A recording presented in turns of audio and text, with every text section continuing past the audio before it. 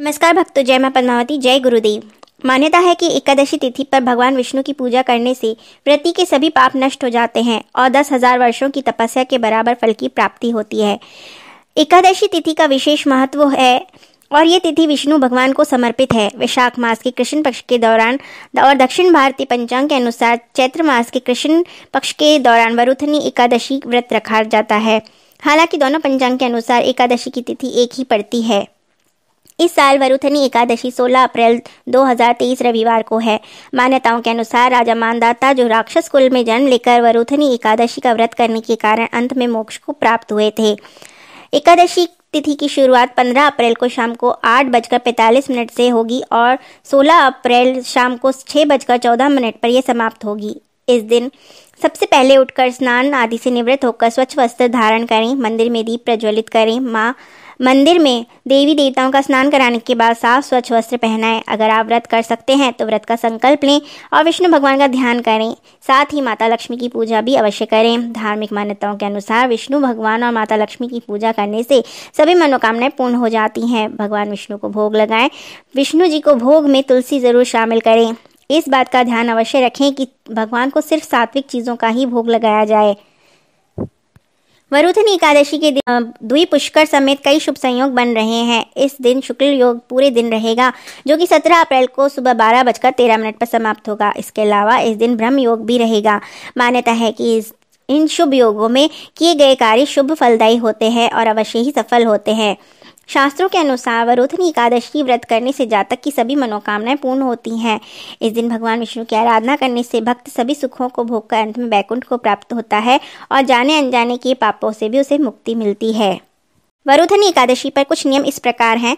वरुथनी एकादशी के पर विष्णु मंत्र का जाप करते समय तुलसी की माला का उपयोग करना शुभ माना गया है। इसके पीछे मान्यता है कि तुलसी माता भगवान विष्णु को अति प्रिय हैं।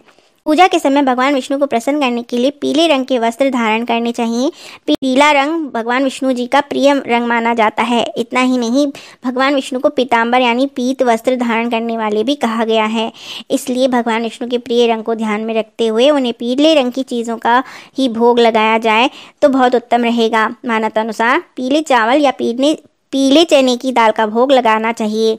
वरुथनी एकादशी का व्रत अगर आप रख रहे हैं तो यह सलाह दी जाती है कि आप नाखून और बाल कटवाने से परहेज करें। भगवान विष्णु की आरती और भजन गाने को भी पौराणिक कथाओं में विशेष महत्व दिया गया है। इस दिन विष्णु आरती करनी चाहिए। वरुथनी एकादशी का व्रत और पूजन करने से समस्त पापों का नाश माना जाता है और सुख समृद्धि में वृद्धि होती है। इस दिन पूजा पाठ और व्रत के साथ गरीबों और जरूरतमंदों को कुछ चीज़ों का दान करना उत्तम माना जाता है।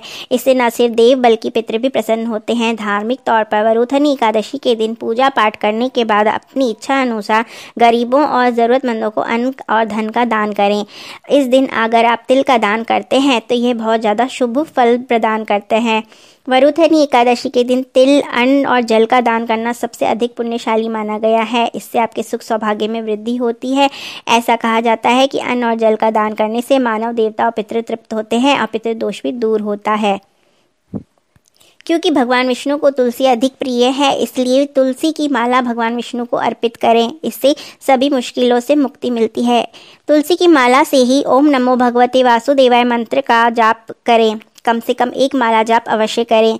इससे दुर्भाग्य सौभाग्य में बदल जाता है। यदि आप आर्थिक समस्या से परेशान हैं तो विष्णु जी को तुलसी के पत्र चढ़ाएं और गले में तुलसी की माला धारण करें। इससे आपका मन शांत रहेगा और मन एकाग्र भी रहेगा। बार बार यदि कार्यों में रुकावट आ रही है और काम बिगड़ रहे हो तो तुलसी माँ को जल अर्पित करें। जड़ के पास से गीली मिट्टी उठाकर अपने माथे पर लगाएं तथा घर के सभी सदस्यों को भी लगाएं।